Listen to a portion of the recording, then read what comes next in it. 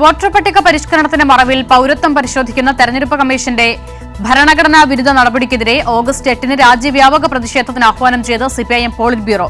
വടക്ക് കിഴക്കൻ സംസ്ഥാനങ്ങളിൽ അനധികൃത കുടിയേറ്റം ഒഴിപ്പിക്കാനെന്ന പേരിൽ ബിജെപി സർക്കാരുകൾ ന്യൂനപക്ഷ ആക്രമണങ്ങൾ നടത്തുകയാണ്.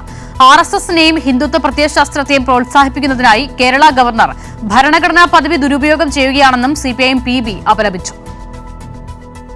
ബീഹാറിലെ വോട്ടർ പട്ടിക പരിഷ്കരണം രാജ്യവ്യാപകമാക്കാനുള്ള തെരഞ്ഞെടുപ്പ് കമ്മീഷന്റെ നീക്കം RSS അജണ്ടയുടെ ഭാഗമാണെന്ന് CPIM PB വിലയിരുത്തി.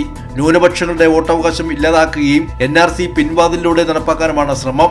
തെരഞ്ഞെടുപ്പ് കമ്മീഷൻ നടപടിക്കെതിരെ രാജ്യവ്യാപക പ്രതിഷേധം ഓഗസ്റ്റ് 8-ന് സംഘടിപ്പിക്കാൻ CPIM ആഹ്വാനം ചെയ്തു. ദില്ലി, ഒഡീഷ, അസം, ഹരിയാന, ഛത്തീസ്ഗഡ്, മഹാരാഷ്ട്ര തുടങ്ങി BJP ഭരിക്കുന്ന സംസ്ഥാനങ്ങളിൽ ബംഗാളി സംസാരിക്കുന്നവരെ ആക്രമിക്കുകയും നാടുകടത്തുകയുമാണ്.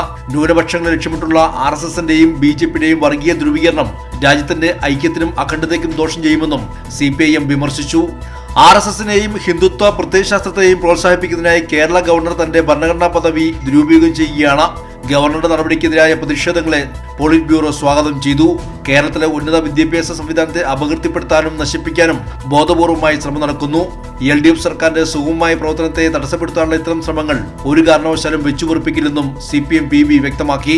പഹൽഗാമിൽ വീഴ്ച തുറന്നു സംബന്ധിച്ച ലഫ്റ്റനന്റ് ഗവർണറുടെ പ്രസ്താവനയും കശ്മീർ മുഖ്യമന്ത്രിയെ ഉൾപ്പെടെ കരുതൽ തടങ്കലിലടച്ച നടപടിയും PB ചർച്ച ചെയ്തു. പാർലമെന്റിന്റെ മൺസൂൺ സമ്മേളനത്തിൽ വരാനിരിക്കുന്ന ഖനി ധാതു ഭേദഗതി ബില്ലും ആണവോർജ്ജ നിയമവും ആണവ നാശനഷ്ടങ്ങൾക്കുള്ള സിവിൽ ബാധ്യതാ നിയമവും ഭേദഗതി ചെയ്യുന്നുള്ള എല്ലാ ബില്ലുകളെയും ശക്തമായി എതിർക്കാനും CPIM ആഹ്വാനം ചെയ്തു. കൈരളി ന്യൂസ്, ദില്ലി.